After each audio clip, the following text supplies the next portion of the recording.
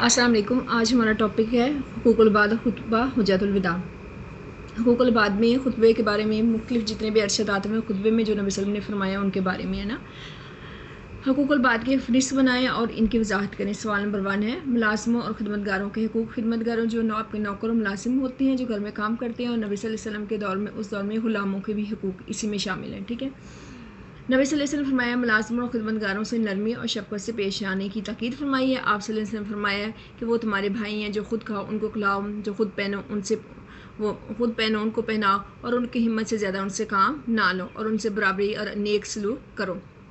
फिर हमसाए के हकूक़ के बारे में नबी सल्लल्लाहु अलैहि वसल्लम ने फरमाया कि कहते हैं कि एक दफ़ा जिब्राईल अलैहिस्सलाम मेरे पास आए और उन्होंने हमसाए के हकूक़ के बारे में मुझे इतनी ताकीद की और मुझे ऐसा लगा कि जैसे हमसाए को अल्लाह विरासत में शामिल कर देगा। फिर वालिदैन के हकूक़ हैं। वालिदैन के हकूक़ में नबी सल्लल्लाहु अलैहि वसल्लम के बार बार इरशादात है कि जो शख्स वालिदैन का नाफरमान जन्नत की खुशबू से भी महरूम रहेगा। बीमारों के हकूक़, बीमारों की इयादत करनी चाहिए और बीमार का ये हक़ मिला है कि उसकी देखभाल कीजिए और उसकी खिदमत कीजिए। औरत के हकूक़ हैं। औरत के हकूक़, बीवी के हकूक़ के बारे में है कि उसको अच्छा खाओ, अच्छा पहनाओ और उसको इज़्ज़त दो, और उसको विरासत में हक़ दिया गया है। मज़दूरों के हकूक़, उनकी इस्तात से ज़्यादा उनसे काम ना लिया जाए। आगे यतीमों के हुक्म। यतीमों के बारे में नबी सल्लल्लाहु अलैहि वसल्लम ने फरमाया यतीम की हिफाजत करने वाला क़यामत के दिन मेरे साथ ऐसे होगा जैसे ये शहादत की उंगली, यानी नबी सल्लल्लाहु अलैहि वसल्लम ने अपनी दरमियान वाली उंगली शहादत की उंगली दोनों को इकट्ठा किया और कहा कि ये यतीम की हिफाजत करने वाला, उसकी निगहबानी करना क़यामत के दिन मेरे साथ इस तरह होगा। जंगी कैदियों के साथ नबी सल्लल्लाहु अलैहि वसल्लम ने बेहतरीन सलूक करने का हुक्म दिया कि आप सल्लल्लाहु अलैहि वसल्लम ने गज़वा बदर के जंगी कैदियों से अच्छा सलूक किया, क्योंकि सहाबा फरमाते हैं कि हमारे पास खाने के लिए कम मिकदार में चीज़ें होती थी तो हम खुद क्या करते थे, हम खुद तो खजूरें खाते थे लेकिन उन्हें प्रॉपर खाना दिया करते थे। प्राइवेसी का हक़। मुख्तलिफ़ के औकात के बारे में नबी सल्लल्लाहु अलैहि वसल्लम ने फरमाया कि इन औकात में किसी की प्राइवेसी में घर में दाखिल होने के बारे में हकूक़ बताए हैं कि जब लोगों के आराम का वक्त हो तो उस वक्त उनके घर में दाखिल ना हो जाए, 3 दफ़ा इजाज़त मांगी जाए, अगर ना मिले तो घर वापस लौट आया जाए और उसका बुरा ना मनाया जाए। खुतबा हुज्जतुल विदा की रोशनी में औरतों के हकूक़ और उनके फ़राइज़ तहरीर किए। पहला, औरत का हक़ है उसके साथ हुस्न सलूक। दूसरा, बीवी का जो हक़ है उसका नफ़क़ा, यानी उसके खाने पीने और रिहाइश का इंतज़ाम किया जाए। सख्त सज़ा से इज्तनाब। अगर बीवी ने कोई ऐसा गुनाह किया हो जिसको माफ़ ना कर सके तो उसके बारे में कहे कि उसको आज़ाद करो, लेकिन उसको सख्त सज़ा यानी उसको जिस्मानी अजियत ना पहुँचाओ।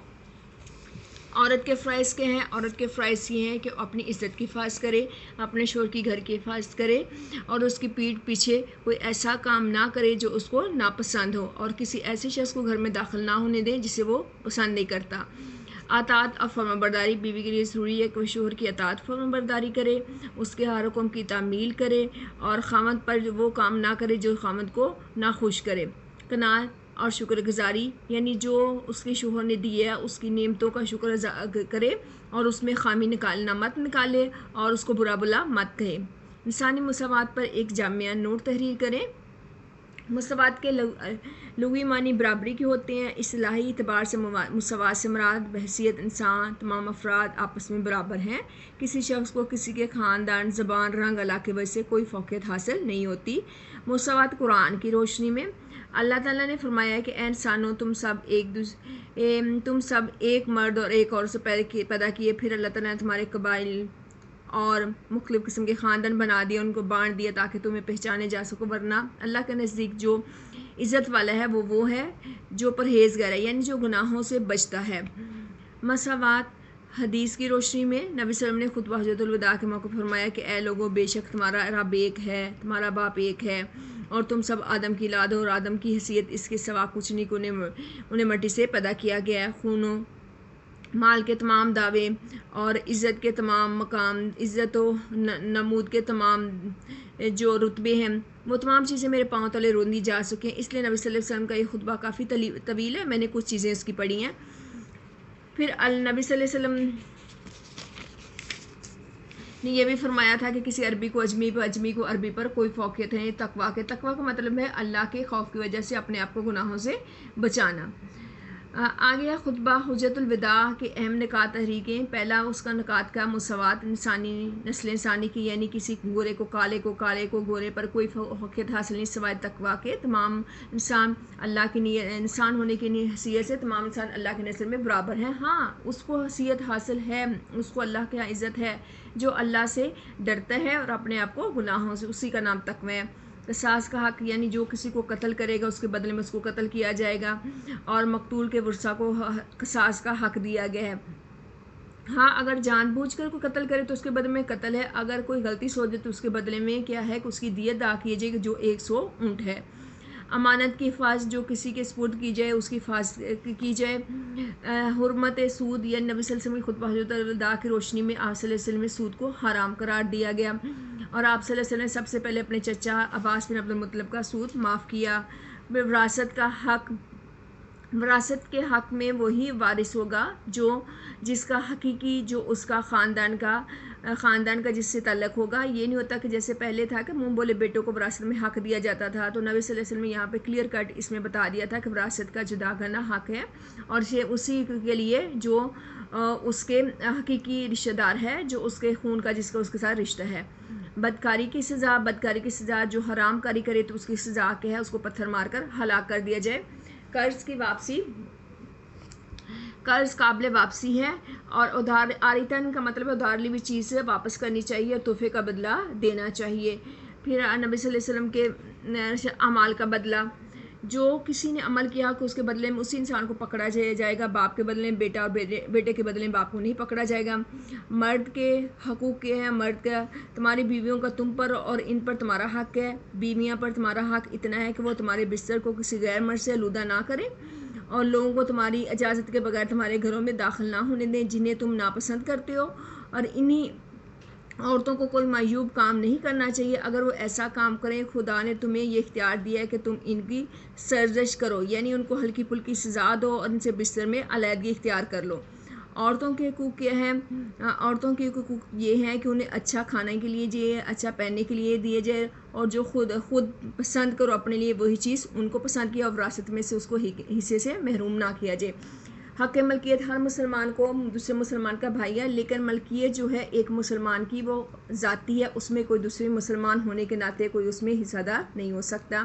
غلام کے حقوق یہ ہیں کہ اس کو مارا نہ جائے، اس کو اچھا کھلایا جائے، اچھا پہنایا جائے. اگر کوئی ایسا گناہ کرے جو معاف نہ کر سکے تو اس کے بدلے میں اس کو آزاد کر دو، لیکن ایسی سزا مت دو. اس کے بعد سوال ہے وراثت اور قرض کے بارے میں خطبہ حجت الوداع کی روشنی میں نوٹ لکھیں. وراثت کے بارے میں یہ ہے کہ وراثت کو ورثہ کے درمیان تقسیم کیا جائے گا. جہالت سے پہلے عورتوں کو وراثت میں حصہ نہیں دیا جاتا تھا. نبی صلی اللہ علیہ وسلم نے یہ آنے کے بعد اسلام نے یہ کہ عورتوں کو بھی وراثت میں حصہ دیا ہے، بیٹی کو بھی اور بہن کو بھی. اگر کوئی ایسا شخص جو کلالہ ہے، جس کے کوئی ورثہ نہیں ہے، تو اس کے بارے میں یہ حکم دیا گیا کہ اس کی وراثت اس کے بہن بھائیوں میں تقسیم کر دی جائے. ہاں اس میں جو ہے غیر مسلم جو ہوتا ہے وہ مسلمان کی پراپرٹی کا حصے دار نہیں ہو سکتا.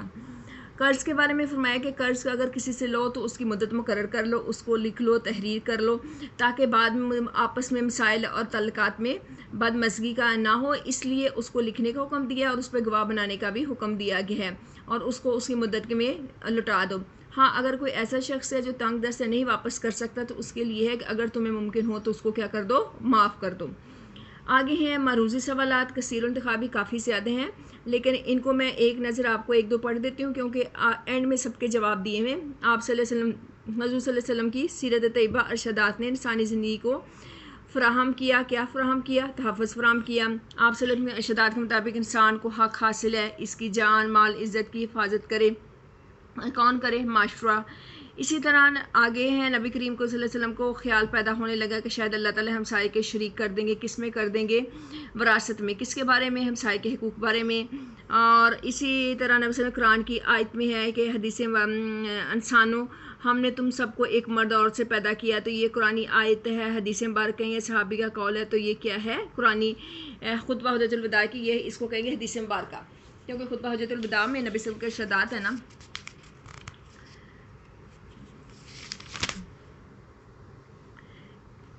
اچھا، اسی طرح بزرگی و فضیلت کا معیار کا کیا مقرر کیا؟ بزرگی و فضیلت کا معیار کیا مقرر کیا گیا ہے؟ تقویٰ مقرر کیا گیا ہے.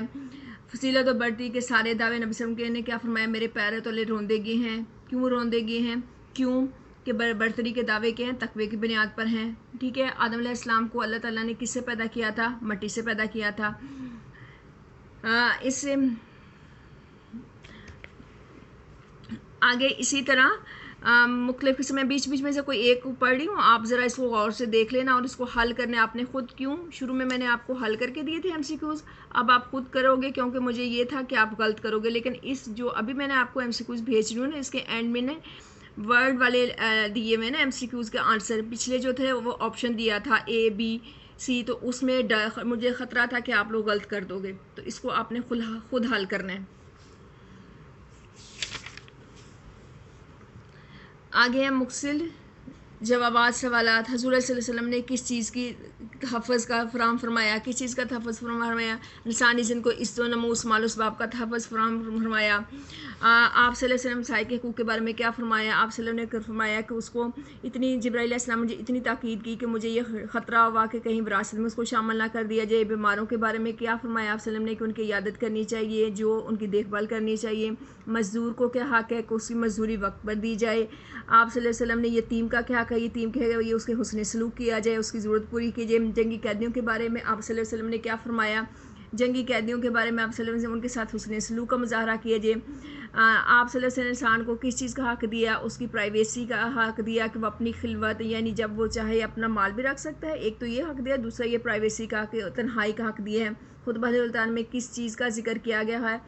انسانی حقوق کا ذکر کیا گیا ہے. پھر عورتوں کے حقوق کے بارے میں حقوق العباد کون کون سے ہیں؟ ان میں سے جان کا حق، والدین کے حقوق، ہمسائے کے حقوق، بیماروں کے، خواتین کے، جنگی قیدیوں کے، رشتہ داروں کے حقوق بیان کیے گئے ہیں. عورتوں کے حقوق کیا ہے؟ عورتوں کے حقوق بیان کیا. عورتوں کے حقوق یہ ہیں حسن سلوک، اچھا کھانا اور فراخ دلی سے کام لیا جائے. انسانی تخلیق کے بارے میں کیا ہے؟ انسانی تخلیق کے بارے میں کہ ایک مرد اور عورت سے ان کو پیدا کیا.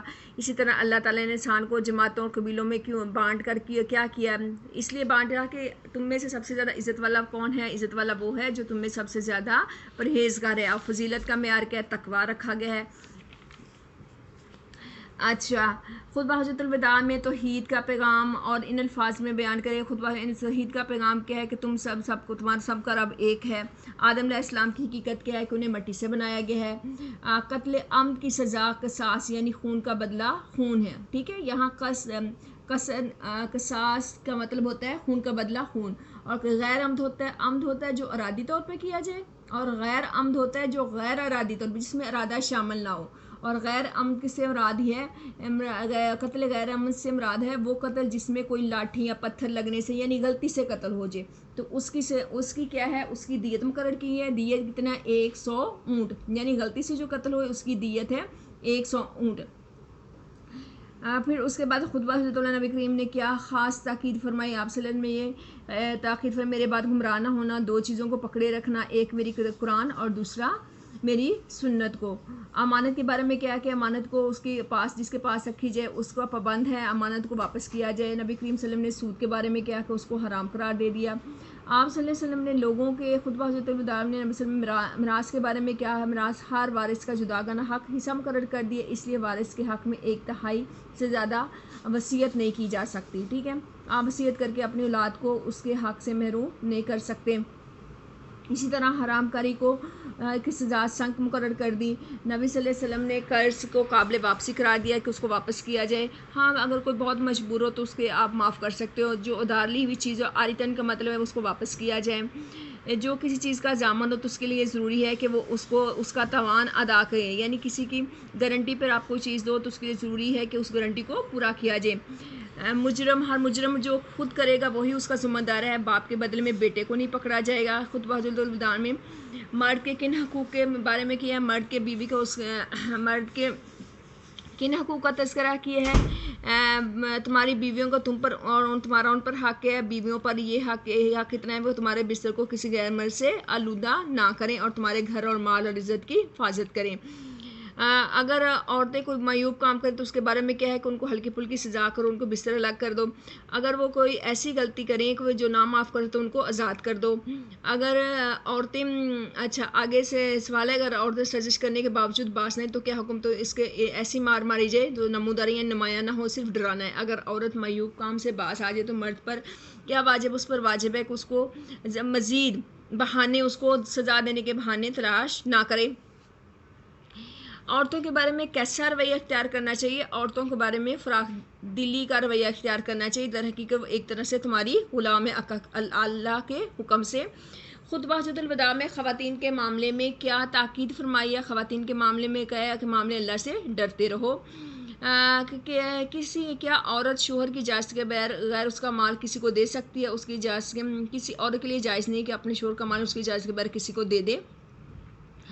ایک مسلمان کا دوسرے مسلمان پر کیا ہے کہ مسلمان دوسرے مسلمان کا بھائی ہے. آگے سوال ہے دوسروں کے مال کے متعلق کیا جائز ہے کہ ہمارے لیے کیا جائز ہے؟ دوسروں کے مال کے لیے ہمارے لیے جائز نہیں ہے کہ اس کی مرضی کے بغیر ہم اس کو استعمال کریں سوائے اس کے کہ وہ اپنی خوشی سے دے دے. علماء کے بارے میں کیا ہے کہ ان کے ساتھ نیک سلوک، اچھا کھانا اور اچھا پہناؤ. اچھا آگے وہی سوال جو پیچھے ہم کر چکے ہیں، خطبہ وہی رپیٹ ہو رہے ہیں. یہ سارے جو پیچھے ہم نے خطبے میں پڑھے ہیں ان کو دیکھنا ہے. آگے دیکھ لیں ہمسائے کے حقوق کے بارے میں کیا ارشاد ہے. ہمسائے کے حقوق میں وہی جو اس کے پڑوسی کے ساتھ اچھا سلوک کرو، اور جبرائیل صلی اللہ علیہ وسلم کو بہت تاکید کی تھی. پھر وراثت کا وہی سوال پھر رپیٹ ہو. رشتہ داروں کے حقوق کے بارے میں اللہ تعالیٰ نے فرمایا، نبی صلی اللہ علیہ وسلم نے فرمایا کہ رشتہ داری کو قطع کرنے والا جنت میں نہیں جائے گا. وراثت کا حق وہی ہے کہ 1/3 سے زیادہ وصیت نہیں کر سکتے. عورتوں کے بارے میں کیا کہے کہ اچھا کھلاؤ اور اسے اچھا پہناؤ. اس طرح آپ کا لانگ ٹاپک سارے کمپلیٹ ہو گئے ہیں. آپ نے تمام ٹاپکس کے جو شارٹ کویشچن ہیں اور MCQs ہیں اپنے کاپی پہ لکھنے ہیں. لانگ کویشچن آپ نے ویسے یاد کرنے ہیں اپنی ترتیب کے مطابق. ہفتے میں جیسے ہے کہ ایک دن یا دوسرے دن آپ کا ایک ٹاپک آپ اس کو یاد کر لیں. جزاک اللہ. السلام علیکم.